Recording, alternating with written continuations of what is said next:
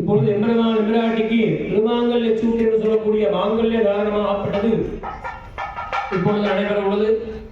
எல்லா மக்களும் பிரார்த்தனை பண்ணிட்டு நோயற்ற வாழ்வு, குறைவற்ற செல்வம், அட்ட ஐஸ்வர்யம், எம்பெருமானுடைய திருவருள் விடாட்சம் எல்லா மக்களுக்கும் பரிபூர்ணமாக கிடைத்தர வேண்டும். லோகா சமஸ்தா சுகினோ பவந்து என்பதற்கிணங்க லோக மக்கள் அனைவரும் சுதீட்சமாக இன்புற்று பல்லாண்டு காலம் தர்மமார்க்கத்தின்படியாக எம்பெருமானுடைய திருப்பாதம் பெற்று எம்பெருமானுடைய திரு அனுகிரகம் பெற்று வளமோடு வாழ வேண்டுமாய் பிரார்த்தனை செய்து கொள்ளப்படுகிறார்கள். அதே போல பழையவாதம் சீனிவாச பெருமாள் சுவாமியினுடைய பிரம்மோத்சவ நிகழ்ச்சியிலே மகா கும்பாபிஷேக சம்பரோக்ஷணம் என்று சொல்லக்கூடிய விசேடகரமான மகோத்சவமாக சொல்லக்கூடிய இந்த மகா கும்பாபிஷேக விழா தடையில்லாமல் சிறப்புற நடைபெற வேண்டுமா எல்லா மக்களும் பிரார்த்தனை செய்து கொண்டு எம்பெருமானுடைய பரிபூர்ண திருவருளினாலும் 108 திவ்யதேச பெருமானுடைய அனுகிரகத்தினாலும் குறையில்லாமல் தடையில்லாமல் சிறப்புற மகா கும்பாபிஷேக சம்பரோக்ஷண வைபவமாகப்படுது நடந்துட வேண்டும்னு கூட்டு பிரார்த்தனை செய்து கொண்டு இப்பொழுது கல்யாண மகோத்சவத்தின்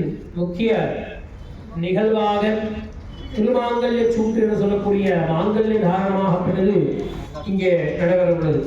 ஹரிஓம் மாங்கல்யம் தந்து நானேனாம் லோக ஜீவன ஹேதுனா